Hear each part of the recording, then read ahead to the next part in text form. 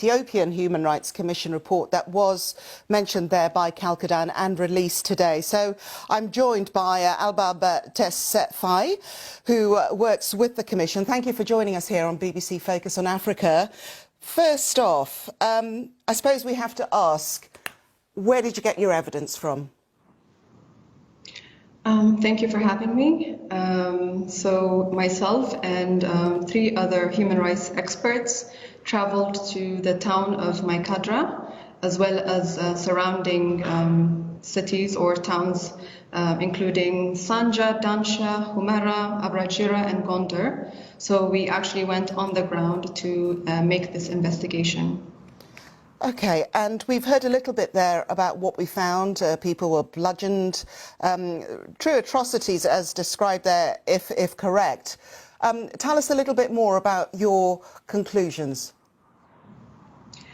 So basically, what happened is that on the 9th of November, the local informal Tigrayan group called the Samri, in collaboration or aided by the local police and the militia, which is actually part of the government security apparatus, took horrible actions starting from 3 p.m. on the 9th of November, all through the night and into the morning of 10th of November, where they went house to house in areas which the Amharas and the Welkite ethnic group are known to live, and carried out the atrocities that you mentioned.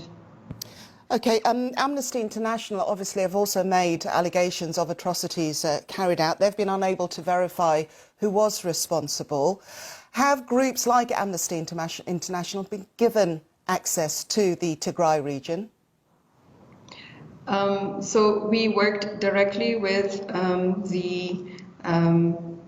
the security apparatus currently in the Tigray region, which facilitated our access.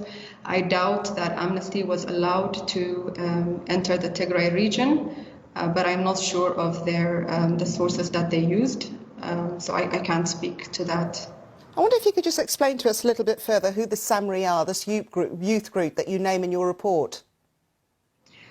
So the Samri are an informal Tigrayan youth group which inhabit a certain area in the Mikadra town. So it seems that the Samri occupy a certain area, and then you have the Amharas, which live in an area called Gimb Safar, and then you have the Welkites, which live in an area called Boli Safar. So even the setting in the town seems to be ethnic based. So the Samri reside in a certain part of the town. We've heard from the spokesperson for the Human Rights Chief, Michelle Bachelet, and she was detailing how dire the conditions are within the Tigray region, in that people are basically running out of food, and they have called for the area to be opened up. Do you know if in any way humanitarian access will be allowed? Because obviously citizens that have been attacked will also need help. Yes, definitely. Actually, it's part of our recommendation, the recommendation of the Ethiopian Human Rights Commission, to ensure that people in Mikadra, as well as the neighboring areas, including Humera, Dansha, such areas in Tigray, are allowed and supported humanitarian access, including food, electricity, communication, because there is no phone connection as well, so families cannot reach out to each other. So the situation is quite dire, and the international community should do its part to help. One of the details that mentioned in this report, you talk of people that have been reportedly rounded up by the town's police in Mikadra, and just picking up from citizens in general. Has there been any news of what's happened to those people, and also what help is directly being given to protect them as well? So the people who are now in an internment camp are actually visited by families or just members of the community who bring them food and water, and they are secured. There is the local administration, which is providing security to the people. But then more support is required for the people in the camp and generally for the city and the inhabitants of the city as well. It is quite dire, and when we visited, people did not have enough to eat.